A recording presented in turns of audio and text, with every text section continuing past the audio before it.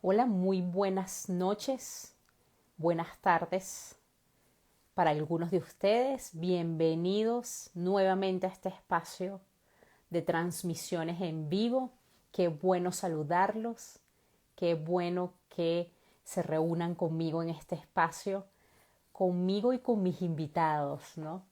Eh, Qué bueno tenerlos por aquí, saludarlos a cada uno de los que se van conectando. Por aquí ya enviando corazones las personas que se van conectando. Hoy tengo un encuentro muy especial. Hoy me va a acompañar Emily Atalá. Ella es una bogotana que en la actualidad es conferencista, escritora y coach de vida con sentido. Es una apasionada lectora y le gusta escribir sobre un estilo de vida consciente y saludable. Inicialmente escogió la administración de empresas como carrera universitaria y trabajó en la compañía familiar mientras criaba a sus 3 hijos. Dejó el mundo corporativo gracias a una gran crisis existencial y en su nuevo rumbo de vida y trabajo se dedicó a ayudar a otros apoyando su desarrollo personal. Emily cuenta con una maestría en ciencias de la familia con énfasis en resiliencia y sentido de vida y está certificada como coach existencial logoterapéutico. Es autora del libro Pausa y Sentido que se los quiero mostrar aquí, un poco para que ya lo vayan viendo, visualizando. Además que creo que aquí ya debe haber personas que conocen el libro. Y Emily ya va a unirse a esta conversación. Nosotras vamos a hablar de pausa y sentido, guía práctica para vivir con propósito y encontrar la plenitud. Qué cosa tan retadora esto de vivir con propósito. Ya Emily nos va a contar de qué se trata. Seguir esta conversación y también hacer sus preguntas, ¿sí? A través de esa cajita de preguntas que tienen en la pantalla en la parte inferior. Emily, buenas noches, Hola bienvenida, Adriana, ¿cómo estás? muy bien. ¿Y tú? Qué bueno tenerte por aquí. Yo feliz. Emily, justamente yo estaba leyendo un poco de tu biografía y hay algo que me encantaría que nos empezaras a contar, que de hecho lo haces en tu libro. Cuéntanos cómo empieza ese camino tuyo del autoconocimiento, porque si bien te dedicaste por 20 años al mundo corporativo, enfrentaste una crisis existencial y eso te llevó a ciertas búsquedas. Cuéntanos cómo comienza ese camino. Pues Adriana, yo creo que como comienzan todos los caminos de la vida, ¿no? Con, eh, con esos llamados que nos va haciendo la vida y que como no le hacemos caso, entonces llama más duro y como no le hacemos caso, entonces nos grita y como no le hacemos caso, entonces pues pasaron muchos años y escogí administración de empresas como tú estabas diciendo, que fue una carrera que nunca me gustó. Y yo lo sabía, desde el principio no me gustó, ¿Tú la ¿sí? escogiste En- por alguna presión? yo sentía, ¿sí? Sí. Que, bueno, a mí me gustaba era la literatura. Yo desde muy joven he leído, porque sí, los libros han sido mis grandes compañeros. Yo quería estudiar literatura, pero eso en esa época, pues, era, no sé, a mi familia tampoco le llamaba mucho la atención y una familia de empresarios, Claro. entonces sí, no es que nadie me hubiera dicho exactamente, oye, te tienes que meter en esto, pero, sí, pero había muchas cosas que yo sentía que, pues que ese era el camino y lo escogí, pero nunca me gustó porque soy malísima para los números. Malísima es, nadie se imagina, o sea, sumar con calculadora, dos Ay, más dos, a ese nivel, ¿no? a ese nivel. Entonces, pues claro que la administración de empresas no era una carrera, pues que fuera para mí. Pero sin embargo la estudié y me dediqué a trabajar en la empresa de la familia durante muchos años. Y uno va haciendo las cosas pues porque a eso lo va llevando la vida, ¿sí? Nacieron mis hijos, la primera, luego la segunda, luego el tercero, ¿sí? Pero nunca fui feliz ni en el trabajo. igual también escogí a mi marido por lo que yo creía que era lo que más me convenía, ¿sí? Y cuando uno va tomando esas decisiones, pues al final las cosas no van tan bien, ¿sí? Claro. Hasta que ya llegó un momento en que ni el trabajo funcionaba, ni el matrimonio funcionaba, ni nada funcionaba. Pero creo que es lo que nos pasa muchas veces en la vida, ¿no? Pues porque vamos tomando las decisiones por las motivaciones incorrectas, ¿sí? No sintiendo nuestra intuición, nuestro corazón, sino más por las conveniencias, por lo que se usa, por las tradiciones familiares, que en mi caso son muy fuertes, una familia muy unida, demasiado tradicional, árabe, entonces era como una presión que no era directa, pero era lo que se usaba. Entonces uno muchas veces va tomando decisiones porque es lo que le conviene, porque es lo que en el ámbito social en el que se mueve es lo que es bien visto, es lo que se usa, Sí, lo que está en el guión, ¿no? lo que está en el guión. Y todo lo hice muy de guión, o sea, todo era perfectico, ¿sí? Tanto así que cuando yo me fui a separar, todo el mundo decía, ¿cómo? ¿Se van a separar? Pero si eran la mejor pareja. Pues sí, sí, o sea, sí. Era un hombre muy bueno, muy querido, muy amoroso, todo lo que sea, pero pues no éramos juntos, ¿sí? Claro, Entonces se juntan muchísimas cosas y yo digo, ok, ya, esto, el matrimonio no va más, el trabajo, no soy feliz en el trabajo, ¿sí? Pues hay que hacer alguna otra cosa. Y de ahí, pues dije, bueno, ok, ¿qué es lo que a mí me gusta? Ya que por supuesto, para esa época ya la literatura era como mi hobby, ¿sí? exacto. Siempre he leído mucho, pero en ese momento no se me ocurrió como que yo podía hacer algo con la literatura. Hice una maestría en ciencias de la familia que me volvió a conectar mucho conmigo misma y con los libros también. Empecé a leer muchísimo sobre antropología, sobre filosofía que me encantaba, psicología, sociología, todas esas cosas que a mí me apasionaban realmente y me fui conectando nuevamente con lo que a mí realmente me gustaba, ¿sí? Con lo que era más valioso para mí, que era también un poquito el volver a aprender, el meterme en la universidad y volver a aprender, que para mí eso es súper importante. Todos esos valores intelectuales me gustan mucho, ¿sí? Claro. Y Sí, es que esa conexión, ¿sí? he escuchado historias muy, muy parecidas, ¿no? Casi, ¿Sí? casi todos tenemos historias como que se repite ese patrón, ¿no? De una crisis, es como si para llegar a la luz es indispensable que el momento previo sea la oscuridad. ¿Tú sientes que lo viviste así? Sí, sí, sí, porque yo también creo que cuando uno se desconecta de lo que es su esencia, pues las cosas no funcionan. Cuando las cosas dejan de funcionar, entras en muchas adversidades, en muchas crisis de diferentes tipos. A veces es una grandísima, a veces son cositas chiquitas, ¿sí? A veces es la muerte de un ser querido, a veces, por eso es que todas nuestras historias se parecen y nuestras historias de vida se parecen también. Sí, claro. ¿Sí? Yo no te voy a decir que yo haya tenido una vida diferente a la que tiene cualquier persona, ¿sí? Pero pues es ese volver uno a conectarse y decir, ok, mi vida es una sola, ¿sí? Bueno, todas estas, yo ya tenía 40 años, o sea, yo hice la maestría cuando ya tenía 40 años, ¿sí? Pero fue como una, como, como un volver a nacer, Sí, un ¿sí? despertar, ¿no? Un despertar, un volver a nacer, un volver a decir, ok, a mí esto es lo que me gusta, es que es por este camino.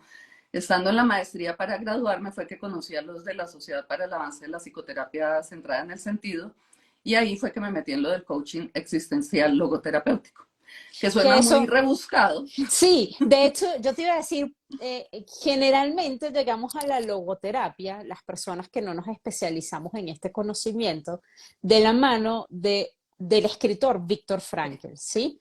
Y sobre todo, o especialmente por su libro El hombre en busca de sentido, Sí, ¿no? Él es el creador de la logoterapia. exactamente. Yo quería preguntarte, sé que esto daría para un espacio más amplio, pero un poco para las personas que están aquí, ¿tú podrías explicarnos a grandes rasgos qué es la logoterapia? Sí, es muy sencillo. La logoterapia es la psicoterapia centrada en el sentido de vida. Víctor Frankl lo que se dio cuenta, dijo, él trabajó mucho con personas que se suicidaban, no con las personas que se suicidaban, sino con las que no se suicidaban. Y él siempre decía, ok, porque hay unos que sí y hay otros que no. ¿Sí? ¿Qué es eso último que hace que esa persona decida que no lo va a hacer? ¿Sí? Y Ujú, pensaba mucho en eso y decía, bueno, pues para unas personas es el deseo de sobresalir, que era mucho la terapia de Adler, ¿sí? ujú. Para otras era el amor, cosas así, que era la terapia de Freud, ¿sí? Él decía, pero es que hay algo más, o sea, no es el poder, no es el placer, ¿sí? ¿Qué es? Y pues llegó a la conclusión de que era el sentido de vida, tiene que haber algo más allá, ¿sí? Más importante que todas las cosas hacia donde tú te quieres dirigir. Y lo tuvo que probar en el campo de concentración. Desafortunadamente, él ya había escrito toda su obra y la llevaba entre el dobladillo del abrigo cuando se lo llevaron al campo de concentración y todo eso se perdió, pero él lo vivió en carne propia, ¿sí? Y para él fue muy importante eh, el pensar que su esposa estaba en algún momento, su esposa que estaba embarazada de 3 meses o algo así, muy poquito, que se iban a ver después y que Sí, él iba a ver a su hijo. Para él eso le dio sentido. ¿Sí? era como un motivo, ¿no? Es ese motivo último que tenemos que dice, porque había muchas personas que se lanzaban contra las alambradas, ¿sí? Había otras que resignadas sabían que iban a morir y él no. Le decía, no, no me puedo morir, tengo una esposa con un hijo, ¿sí? Que me están esperando, sin saber absolutamente nada de ella en ese momento. Incluso Entonces, hay algo en el libro que es bastante, yo diría, en lo que él hace énfasis cuando él nos cuenta que había hombres que compartían con él el día a día de los trabajos forzados y decía que por contextura, por fuerza física, estaban quizás más preparados para sobrevivir que él mismo, que era de una contextura pues delgada, no era un hombre así como ejercitado físicamente. no, un Y médico aún ahí, lanchirucho. sí, sí, total. Y ahí nos lleva ese tema de como esa fuerza interior, ¿no? Sí, Como ese sentido de tu vida, ¿no? ¿Dónde lo exactamente, pones? Porque si el sentido de tu vida lo pones en un cuerpo, ¿no? Que es efímero, exactamente. imagínate, ¿no? ¿A dónde vamos, ¿no? A la juventud, a la Sí. apariencia. Entonces, Mira, eso es como esa fuerza que nos motiva, es el motivador más importante, esa voluntad de sentido que tenemos todos, esa voluntad de encontrarle sentido a nuestra vida. sabes que hay algo muy llamativo con respecto a tu libro, que es que tú utilizas esa dicotomía, esa combinación, ese maridaje de la pausa y el sentido. Y yo como mujer de este siglo, en medio de este mare magnum, ¿no? En donde prácticamente nos piden en el día a día que seamos rápidos, que respondamos rápido a los mensajes de WhatsApp, que hagamos varias cosas a la vez, que nos dediquemos a lo que nos apasiona, pero que también generemos ingresos pasivos. O sea, estamos en polaridades, Sí, ¿no? Y en sí, sí. contradicciones continuamente. Tu libro desde la portada invita a conectar el sentido con la pausa. Yo te pregunto, tú que también estás viviendo en este siglo, que tienes un recorrido y sobre todo que tienes contacto en tus consultas con tus clientes, con la gente que acude a ti, sí, como orientadora, como coach, ¿tú crees que hoy en día es fundamental la pausa para encontrar el sentido a nuestra vida? ¿Crees que es un Totalmente, elemento esencial? totalmente, totalmente. ¿Cómo lo consigues Yo, tú? Háblanos de eso. Tú, Emilia Atala, ¿cómo haces tú para incorporar la pausa en en tu cotidianidad? mira, primero que todo, yo creo que sin pausa se nos va la vida, no nos damos cuenta y no necesariamente, o sea, podemos decir al final de nuestra vida que nuestra vida valió la pena ser vivida, que en últimas es una vida con sentido, ¿sí? ¿Qué es el sentido de vida? Es una conexión con lo valioso. ¿Cómo encuentras tú cuál es tu conexión con lo valioso si desde las 5 de la mañana estás corriendo, sirviendo desayunos, sacando niños, gritando, se nos hizo tarde, te metes en el trancón? Bueno, yo vivo en Bogotá, tú vives en un sitio mucho más lindo y más tranquilo, Sí, pero si estás corriendo todo el tiempo, te vas al trabajo, tienes ciento y pico de emails que tienes que contestar, suena el teléfono, no te das ni cuenta y ya son las 5 de la tarde, las 6 de la tarde, acá la gente trabaja muchísimo, 7, 8 de la noche, sí, salen nuevamente al trancón a revisar las tareas de los niñitos, a medio acostarlos, comer, dormir y otra vez a lo mismo. ¿Cómo encuentras tú qué es lo valioso? En el día a día, cuando estás corriendo así, te vas desconectando. Y es lo que nos pasa a todos y que nos vamos desconectando de esa esencia de lo que somos. Si no paramos, y soy una convencida, ¿sí?, de que o le bajamos el ritmo, ¿sí?, o nos va claro. a ir muy mal. Puede que no sea lo más popular, puede que no sea lo que le gusta a los grandes empresarios, pero o paramos o la vida nos obliga a parar. ¿Cuántas veces estas personas que tanto corren de repente tienen un breakdown, se queman pues en sus empresas y Sí, terminan hospitalizados? Porque la vida los obliga a parar, ¿sí? Y hasta que no paras y pones atención, pero ¿por qué esperar a eso? ¿Sí? ¿Por qué esperar a enfermarnos? ¿Por qué esperar a que las cosas vayan mal, para hacer lo que tenemos que hacer?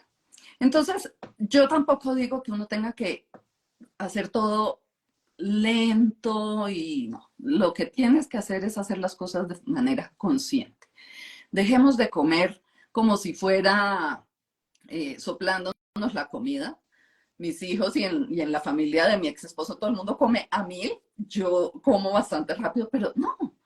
Hay que conscientemente, todo viene desde la conciencia, para hacer las cosas despacio. ¿Qué estoy haciendo? Preguntarme, ¿para qué lo estoy haciendo? ¿Sí? ¿Qué sentido tiene que yo esté corriendo todo el día? ¿Para qué lo hago? Para jubilarme más temprano y poder disfrutar de la vida. ¿Y por qué no más bien la empiezo a disfrutar ahorita? ¿Sí? ¿Qué tal que no alcance? ¿Sí? claro. Entonces, hay como tres disposiciones del alma que yo las hablo en el epílogo del libro. Lo hablo al final, porque pues el libro tiene 10 herramientas, pero para tú poder conectar con esas 10 herramientas tienes que tener como tres disposiciones del alma. La primera es parar, detenernos, ¿sí? Física, mental, espiritualmente, parar un ratico, levantarte de una forma diferente. Si tienes que levantarte 10 minutos más temprano, pues hazlo, ¿sí? Pero ponle una intención a tu día, haz tu meditación, tu reflexión, tu oración, lee algo que te nutra y que te dé como un norte en el día. En el día, durante el día, algunas pausas, ¿sí? Como para decir, ok, ¿en qué estoy? ¿Cómo me siento? Hemos perdido conexión con nuestras emociones. No tenemos ni idea de nombrar nuestras emociones, no sabemos cómo nos sentimos, pero si a media mañana digo yo, ok, bueno, llevo 3 horas dándole acá duro, paremos 2 minutos, no son ni 10 ni 20, son 2 minutos. ¿Cómo me estoy sintiendo? Respiro, hago como una respiración que me baje un poquito el ritmo y vuelvo y sigo y con mi día. A la hora del almuerzo lo mismo es detenerse, literalmente. La segunda disposición es la meditación, la oración o la reflexión. Y no es solamente parar a rezar una Ave María todo el tiempo. No es eso. Es cuestionarnos por qué hacemos las cosas. ¿Sí? ¿Por qué creemos lo que creemos? Que dejemos de ser unos autómatas, que vemos las noticias y todo nos lo comemos como si todo fuera verdad y nunca cuestionamos nada. ¿Sí? Porque además nos llegan 500 noticias al tiempo. Entonces es un poquito, a ver, paremos, reflexionemos en esto un poquito, bajémosle a tanta, no necesitamos la misma noticia contada por 500 agencias de noticias. Con que veamos una vez al día qué fue lo que sucedió, es más que suficiente para nuestro cerebro y nuestra alma, nuestro corazón y nuestro cuerpo. ¿Sí? Claro. Entonces, es cuestionarnos un poquito, reflexionar. ¿Por qué estoy haciendo lo que estoy haciendo? ¿Por qué creo lo que creo? ¿Esto sí es lo que yo realmente quiero? por qué es que trabajo todo el día, por qué quiero un carro nuevo en este momento. O sea, como saber exactamente y ser muy conscientes y muy intencionales en todo lo que hacemos, ¿sí? Y la tercera es desapegarnos, ¿sí? Estamos tan apegados a todo. Todo se nos Sí, convierte como una adicción. Si es el celular, estamos apegados al celular. Si son las personas, nos apegamos a las personas. Estamos llenos de miedos de perder cosas, de perder personas, de perder actividades, de perdernos las cosas que suceden, ¿sí? Vamos a todas las reuniones para no irnos a perder de lo que suceda en una reunión, ¿sí? total. Y eso nos va llenando. Esos apegos no nos dejan libertad para vivir, ¿sí? Entonces, vivir un poquito más desapegados de cosas, de personas, desapegarnos de los afectos es de lo más difícil que hay, ¿sí? Pero poder soltar libremente a los hijos, a la pareja, no estar uno ahí pendiente, ¿sí? Lleno de miedos, de cosas. Para todo eso es importante saber que somos seres humanos finitos, que nos vamos a morir, ¿sí? Cuando nos vayamos a morir, no nos vamos a llevar ni el celular y de hecho no nos vamos a llevar ni a la pareja, ni a los hijos, ni a nadie, ¿sí? ¿Cómo puedo vivir yo cada día pensando que este puede ser mi último día? Claro. Y ahí como que nos atreveríamos a hacer cosas distintas o a hacer las cosas distintas, ¿no? Tal vez sí. Tú sabes que tú comienzas tu libro, una de las cosas que nos ofreces es que nos das herramientas eh, para empezar ya a implementar, ¿sí? Y tú comienzas en la primera parte nos hablas de estas tres, que son tener vínculos significativos, vivir el amor plenamente y ver la belleza en la gratitud. Y yo te pregunto, desde tu experiencia en tu consulta, en conversaciones con tus clientes, en conversaciones con las personas que van pidiéndote ayuda, ¿cuál de estas herramientas en este momento te parece que es una de las más retadoras para las personas en estos momentos? Pues mira, siempre he pensado que todas son retadoras, la verdad, ninguna es una herramienta fácil, pero la gratitud me Ujú. parece que es de las herramientas más efectivas, pero de las más difíciles. Y uno creería que no, ¿sí? Porque todo el mundo dice, ay, no, sí, ay, yo estoy tan agradecida con todo lo que tengo. Sí, pero hacerlo como de corazón, realmente darse uno cuenta de qué es lo que tiene, de qué es lo que lo rodea. Creo que la gratitud es la que nos acerca a ver todo eso valioso que realmente tenemos con solo mirar afuera, pero es muy difícil, ¿sí? Porque uno no ve en el pajarito que está allá en la cuerda de la luz, no ve lo valioso. A mí me gusta mucho cuando tú sales corriendo y, y Y hay se unas ven, vacas que te acompañan sí, y tú dices, mi compañía, sí, ¿sí? sí. En la ciudad se pierde un poquito eso también, ¿no? Se pierde el uno tener contacto, pero además de todo, realmente estar agradecido, porque es que la gratitud es algo que viene del interior del corazón, del alma, ¿sí? Y es lo que nos da contacto con todo lo valioso que nos rodea, con lo que el mundo nos regala. No vas a poder tener vínculos significativos si no tienes gratitud, Mm. la gratitud instalada en tu vida, ¿sí? Si no tienes gratitud por ti misma, no vas a poder tener amor propio si no estás realmente agradecido por estar aquí, ¿sí? Entonces, la gratitud me parece que es muy complicada, que se habla mucho de ser agradecidos porque además de todo, pues es una norma de amabilidad, de dar las gracias, Sí, ¿sí? pero de hecho tú en el libro nos dices que no es lo mismo dar las gracias que sentirte agradecido, ¿no? Sí, no. Y para sentirte agradecido yo creo que tienes que estar consciente de todo lo que te rodea. Es más, yo creo que para trabajar la gratitud tienes que tener como un sentido de contemplación, De porque en la contemplación. medida que tú contemples las pequeñas cosas que te rodean o los pequeños actos de amor que te rodean, pues que vas a agradecer, ¿no? Claro, es que, por ejemplo, con los vínculos se nos ha convertido, con los vínculos y con todo, somos personas muy competitivas, entonces siempre hay que hacer, o sea, hay como unos deberías, unos hay que portarte bien con tu pareja, hay que hacer un montón de cosas y se nos olvida agradecer al ser humano que está al lado, tal como es.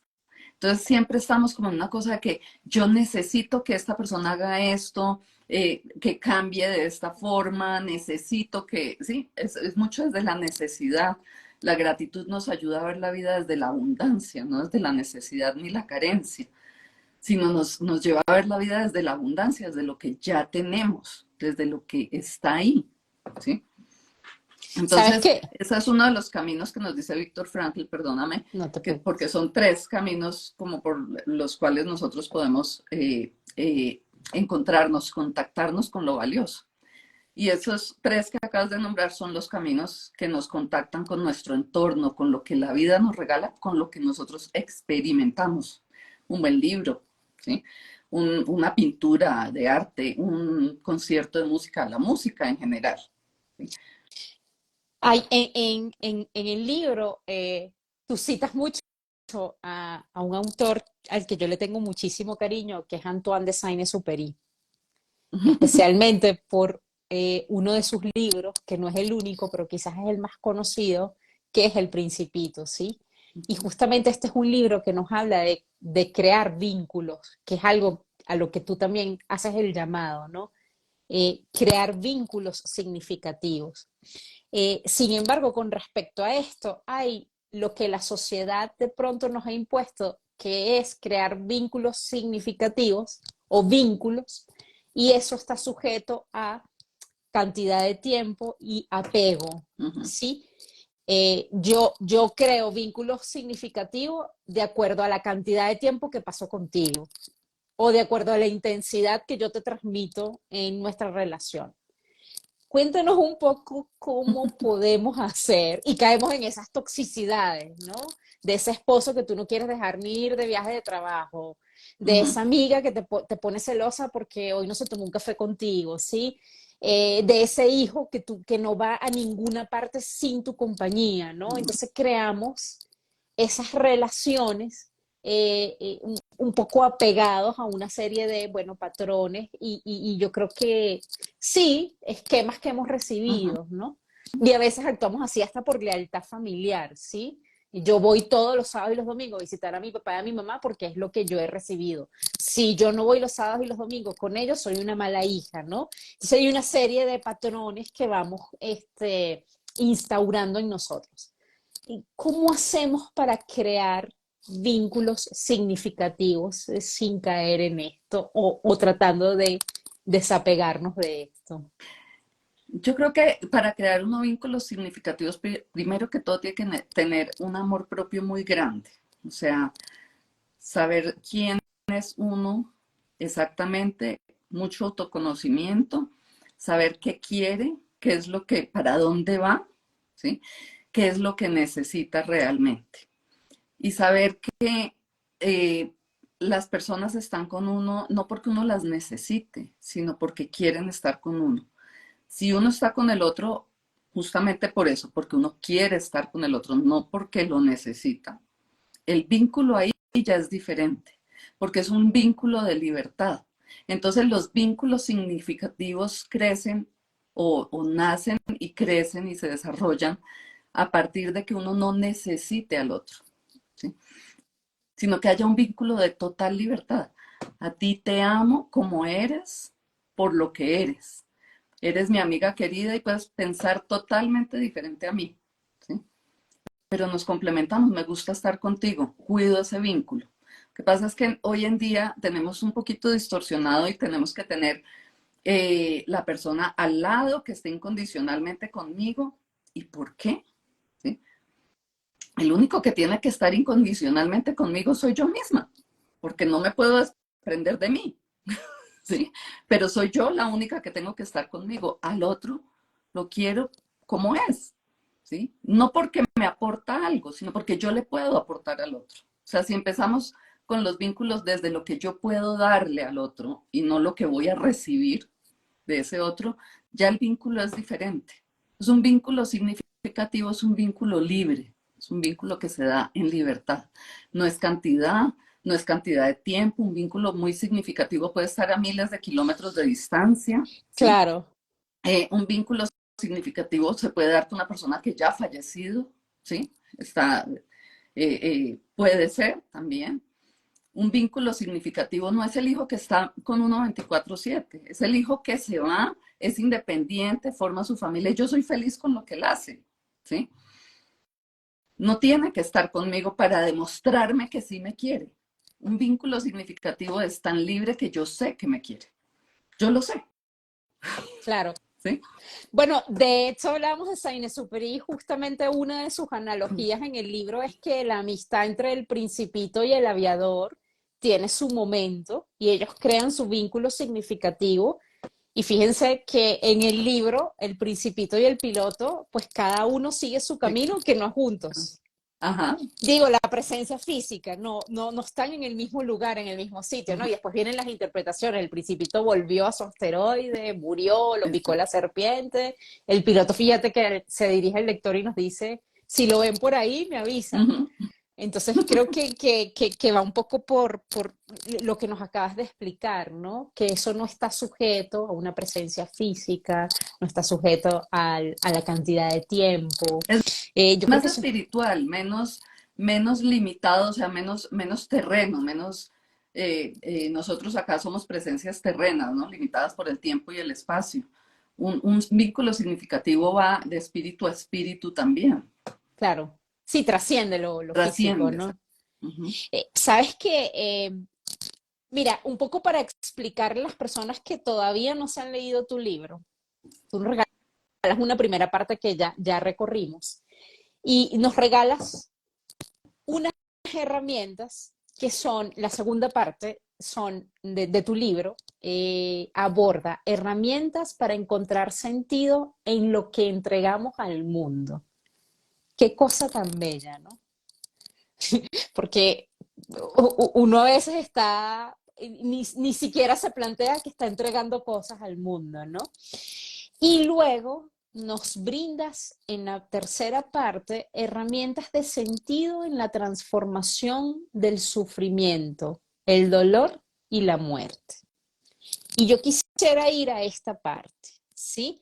Y me encantaría citar a Víctor Frankl para hacerte esta pregunta, porque quiero aprovechar tu sabiduría y tu recorrido. Víctor Frankl escribe, si no está en tus manos cambiar una situación que te produce dolor, siempre podrás elegir la actitud con la que afrontes ese sufrimiento.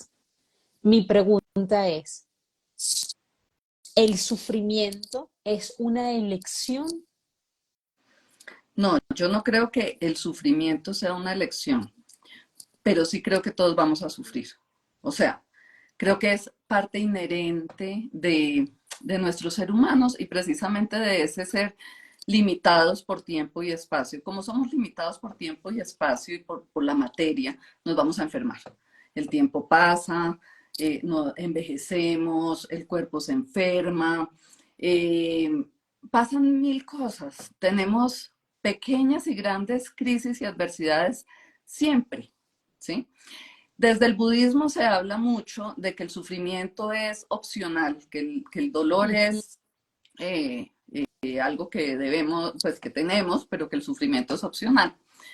Desde la logoterapia no se habla en esos términos, pero básicamente lo que sí se habla es que nosotros podemos elegir cómo vivir esos dolores, esos sufrimientos, o sea, no se hace una distinción entre dolor y sufrimiento como tal, pero sí que nosotros como seres humanos, y eso es lo que nos hace muy humanos, nosotros sí podemos elegir cómo vivimos todo lo que nos pasa, sea grande o chiquito, ¿sí? Uno puede decidir que ante un diagnóstico de una enfermedad terminal se derrumba y ya, y es válido, o sea, Claro, es válido. La forma en que cada persona sufre y tiene sus dolores, es muy personal, no es comparable, ¿sí? Pero también puedo decidir, ok, esta es una experiencia que estoy sufriendo, ¿sí? No me puedo deshacer de ella, es un diagnóstico terminal. ¿Cómo lo voy a vivir? ¿Sí? Voy a hacer lo que sea para pasar lo mejor que pueda mis últimos días. ¿Qué legado voy a dejar ante esto? ¿Mi sufrimiento le puede servir a otros? ¿Sí? ¿Qué puedo hacer para que las personas que me rodean estén más tranquilas? Yo, ¿cómo lo quiero vivir? Pero esas son cuestiones que tú te preguntas porque eres un ser humano. Un perrito no le pasa lo mismo. Un perrito Claro, simplemente pues vive su enfermedad, su dolor, se echa hasta que se muere. ¿Sí? claro. Lo mismo nos sucede cuando tenemos pérdidas de un ser querido, atravesamos un duelo, cuando tenemos una crisis, una pérdida económica, ¿sí? Lo que tú decidas es tu elección.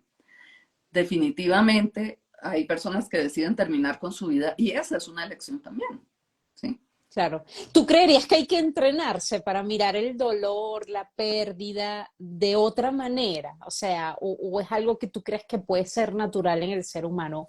¿O tú sí crees que el camino es que, bueno, hay que empezar a hacerlo consciente y hay que de pronto entrenarse, desarrollar ciertas estrategias para empezar a ver el dolor y el sufrimiento de otra manera? Yo creo que los seres humanos tenemos nuestros recursos espirituales internos, todos tenemos esa fuerza que al final, sí, a veces cuando tú dices, es que es una fuerza que me sale que no sé de dónde, ¿sí? Sí, sí, sí, Todos total. tenemos unos recursos espirituales propios.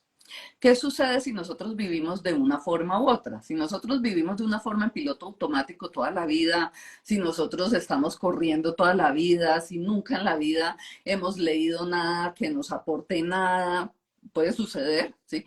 Llega una crisis y nos da duro en la cabeza, ¿sí? Sí. Y nos tumba. Si nosotros hemos adquirido algunas habilidades, herramientas, nos hemos trabajado un poquito, hemos trabajado en esos recursos espirituales que todos tenemos, ¿sí? En la fortaleza, en mirar a la muerte, o sea, sí, porque es que si no te preguntas nunca nada, si no te preguntas por qué estás aquí, para qué estás aquí, por qué me voy a morir, por qué se muere todo el mundo, ¿sí? Pues las cosas te dan Bueno, duro y en la cabeza, como que te agarra, ¿cómo así? ¿Se claro, murió? no, y de hecho a ti te pasó, ¿no? Que esa es una de las cosas que uno disfruta del libro porque tú nos vas contando partes de tu vida, ¿no? Uh -huh. Tú no te quedaste con tu crisis en el matrimonio y tu crisis laboral y tu insatisfacción y, bueno, esto es lo que me toca, como decimos aquí, vas al trabajo porque te toca, ¿no? O sea, me tocó, aquí lo recibo. Uh Tú, -huh. tú de alguna manera te moviste Uh -huh. hacia esto. Bueno, ¿cómo es? ¿Cuál es el sentido? Mi vida tiene sentido en este momento. ¿Dónde está este Uh sentido? -huh. ¿Hacia dónde quiero ir? ¿No?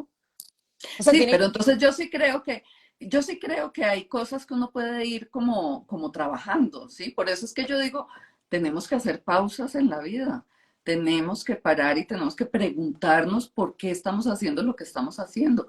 Eso es lo que nos ayuda que en el momento de una crisis nosotros tengamos ciertas habilidades ya adquiridas para que la crisis pues sea más llevadera, ¿no?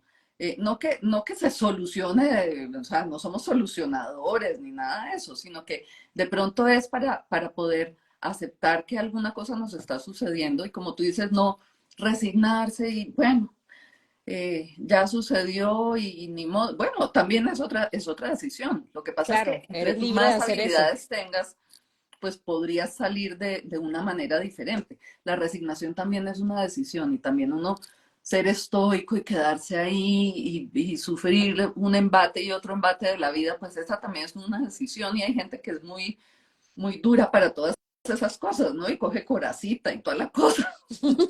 Pero pues yo sí creo que esos recursos espirituales que todos los tenemos como seres humanos salen más fácil a la luz y nos ayudan en los momentos de crisis si hemos hecho cosas antes. Sabes que en estas herramientas que tú nos ofreces sobre el sentido en la transformación del sufrimiento, el dolor, la muerte, hay algo a lo que haces mención en el libro y desarrollas, y que a mí me llamó particularmente la atención, que es el tema de tener una actitud cotidiana de perdón, ¿sí? De qué difícil es manejar el perdón, ¿no? Qué retador. Y es algo de lo que a veces no conversamos. Cuéntanos qué tan importante es este camino del perdón para transformar ese sufrimiento, para transformar ese dolor. Pues mira, eh, para mí el perdón es un tema clave, ¿sí? Yo, de hecho, precisamente cuando estaba en todo este camino de certificarme como coach y todo eso, empecé también como un camino de perdonar. Al principio yo pensaba que lo que tenía que perdonar era a mi exmarido, ¿sí? Mm, Y resulta que no. Pues me tenía que perdonar yo primero con tantas decisiones que yo solita tomé, ¿sí? claro, Y que las tomé de formas que fueron en contra mía, ¿sí? Y, y entonces empecé a trabajar mucho la parte del perdón y de hecho me certifiqué como terapeuta del perdón con la Universidad de Wisconsin. Y, y el perdón es totalmente diferente a lo que nosotros nos imaginamos, ¿sí? Porque el perdón ni siquiera es solamente para las cosas gigantescas, que claro que sí, y que sí se pueden perdonar si entendemos cuáles son los alcances del perdón. A lo que yo iba con el libro es que a mí me parece que si nosotros tenemos una actitud de perdón, nos lleva a ver al otro, ¿sí? Como otro humano, como nosotros. Porque el perdón no es perdonar lo que me hicieron a mí, ¿sí? Sino el perdón es aceptar que una situación se dio, que el otro ser humano es un ser humano que comete errores también, ¿sí? Ponerme un poquito en los zapatos del otro, que eso es imposible, no se puede poner en los zapatos del otro, pero es la expresión que usamos como para esa empatía y esa compasión sí, y decir, yo también soy capaz de hacer cosas horribles, ¿sí? En determinadas situaciones, yo también hubiera podido ser una mala persona, ¿sí? Claro, la otra persona pudo haber actuado diferente, pero yo también podría hacer cosas feas, ¿sí? Entonces, si nosotros empezamos a ver al otro como esa persona que tal vez se despertó por el lado izquierdo de la cama, que tiene problemas en su casa y sale en el carro y se me atraviesa, o que va ensimismado y no me saluda, pero pues iba ensimismado y ni siquiera me vio, no es que intencionalmente pues me haya querido pasar por encima. Esa es una actitud de perdón, es ver nuestra humanidad compartida, ¿sí? claro. Es ver al otro con compasión y mirarme a mí con compasión. Entonces yo le aconsejo mucho a mis clientes que tengan un diario de gratitud y perdón. De hecho, cuando vienen a mi consulta, yo les regalo de una vez una libretica y le digo, mira, este es tu diario de gratitud y perdón. ¿Sí? Ujú. ¿Y qué debemos Todos tomar en los cuenta días, para hacer ese diario? todos los días, Ujú. simplemente vas a agradecer algo que te haya sucedido hoy, que te des cuenta, no sé. A veces uno está tan desconectado que no se da cuenta de que, ¿sí? Entonces le toca hacer como el ejercicio. ¿Qué agradezco hoy? Si es que no tengo nada que agradecer, ¿sí? Hasta que, no, sí, esta tacita de té. De pronto Claro. hay personas que no tienen la tacita de té, ¿sí? Entonces agradezco la tacita de té. Tener Anótelo. una buena conexión de internet para, imagínate, tú en Tener Bogotá, una yo en buena Medellín, conexión de imagínate. internet, tener agüita tibia para bañarse, tener agua para Claro, bañarse, empezando por ahí, ¿sí? claro. Anótelo, anótelo. Y perdónese algo, perdónese y perdone a alguien, porque a veces uno dice, no, pues todo el mundo estuvo muy bien conmigo, muy queridos todos. Bueno, ¿cuándo fui yo en contra mía? En contra de mis deseos, en contra de mi esencia, en contra de mi amor, porque no me amé lo suficiente. Anote eso, ¿sí? Me tomé una Coca-Cola y esa es pura azúcar, pues eso va en contra de mí. Pues me la disfruté rico, sí, pero pues me perdono porque pues no cuidé de mi cuerpo como debía haberlo hecho, ¿sí? Y vas anotando mitad y mitad y pues a los 6 meses te das cuenta que tienes miles de cosas por agradecer y miles de cosas que has perdonado. Espectacular ese ejercicio que nos propone. Es más, anímate a hacer tu diario de gratitud, como para tener ahí ya Ya las la cosa formateada, ¿no? formateadas, sí. Eso, Voy a eso. ver si me animo. Emily, fíjate, tu libro está compuesto por 235 páginas. Ujú, De escritora a escritora, te digo que te pregunto lo siguiente. Siempre las personas que escribimos, hay un tramo del libro que se nos hace difícil, ¿sí? ujú, Que se nos hace un poquito cuesta arriba, ¿sí?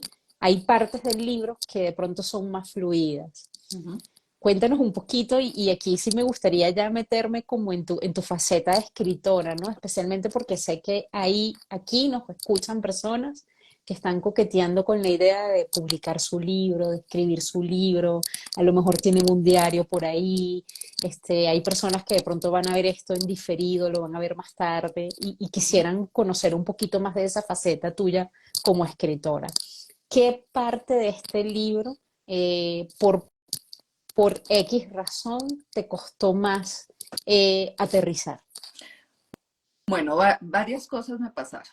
Primero, Ujú. que como yo siempre he sido muy buena lectora, también me ha gustado mucho escribir y siempre he creído que tengo muy buena ortografía y muy buena gramática. Entonces, cuando yo pensé en escribir el libro, dije, bueno, yo quiero hacer esto, ¿sí? Y pues uno dice, pues sencillo, ¿no? Simplemente ponte a escribir. Y, y así me puse. Y resulta que las primeras personas que lo leyeron, pues les pareció lo más tedioso, lo más, o sea, unas cosas por allá elevadas y que el sentido de vida y que eso para qué sirve.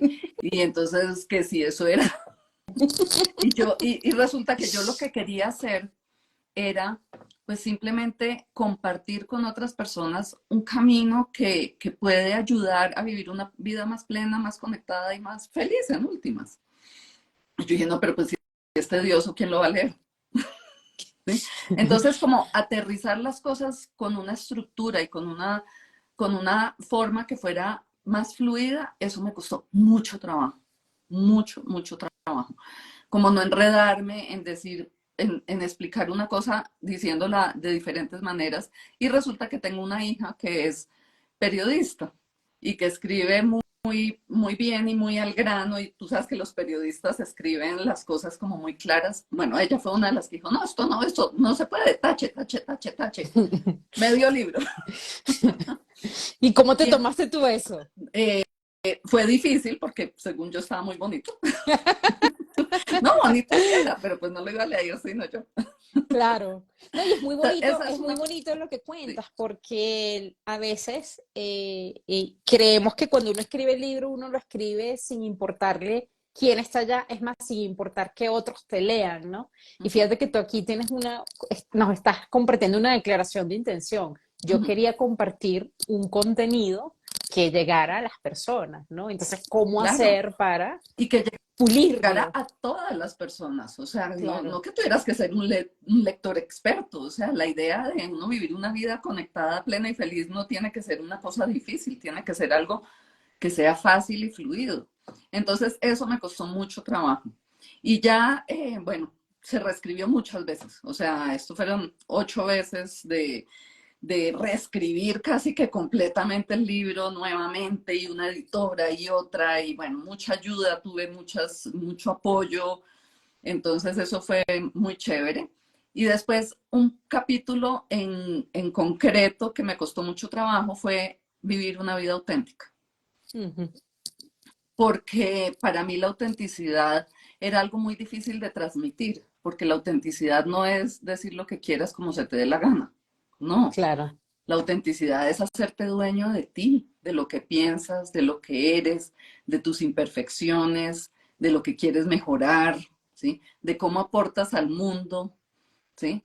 Entonces, para mí expresar ese capítulo fue muy difícil. Y lo lograste. Lo logré, No lo lo quitaste, no logré. te lo tacharon. No, Ahí está el capítulo ahí está el de la capítulo. autenticidad. Emily, y ya que nos estamos abriendo un poquito con este tema como de escribir, de publicar un libro, de ordenar nuestras ideas, de hacerlas presentables para un público, ¿qué le dirías tú o qué consejos le darías tú a esa persona que tiene el sueño de escribir su libro o de pronto de compartir un conocimiento, compartir una metodología, compartir una experiencia? ¿Qué crees tú que es fundamental en estos momentos? Que tú crees los consejos que a ti te hubiera gustado que te hubieran dado cuando tú empezaste con esto? Sí, yo creo que hay una cosa que me parece muy importante y es que es saber que uno puede ser escritor aunque no quiera que sus escritos los lea todo el mundo, ¿sí? Uno puede ser un escritor para uno mismo Ujú. y está muy bien. Y a mí O me sea, un encanta, por escritor sin ejemplo, publicar. la escritura para sanar. Yo veo en la Ujú. escritura es una herramienta, para mí es una herramienta básica y cuando estoy con algún cliente, yo siempre le aconsejo escribir, escribir, escribir, porque es una maravilla. El papel aguanta todo y el papel nos aguanta todas nuestras emociones y todo. Pero si tú lo que quieres es hacer llegar un mensaje a muchas personas, yo creo que hay que hacerlo bien, ¿sí? Entonces yo le diría a esa persona que busque asesoría, ¿sí? Hay muchas personas que asesoran en la forma de escribir un libro, porque como te digo, uno cree que escribe muy bien, pues porque uno ha escrito durante muchos años, pero es diferente y si tú quieres que tu mensaje realmente llegue a los demás, hay que hay que ponerle cuidado, hay que ponerle, porque el amor lo tenemos, o sea, si queremos escribir y entregar un mensaje a los demás, el amor está ahí, ¿sí? Claro, Pero ese amor tiene que ser nutrido, tiene que ser cultivado, tiene que ser educado para que el mensaje realmente llegue a las personas de la mejor manera posible. Ahora, hoy en día está muy de moda la autopublicación y yo soy una autora autopublicada y eso es simplemente una forma de llegar a los demás. Pero el libro tiene que ser igualmente cuidado, ¿sí? claro. Entonces hay que estar pendiente hay muchas personas que lo acompañan a uno, que lo pueden acompañar en la parte de la escritura, hay que tener un buen editor, hay que tener un buen corrector de estilo.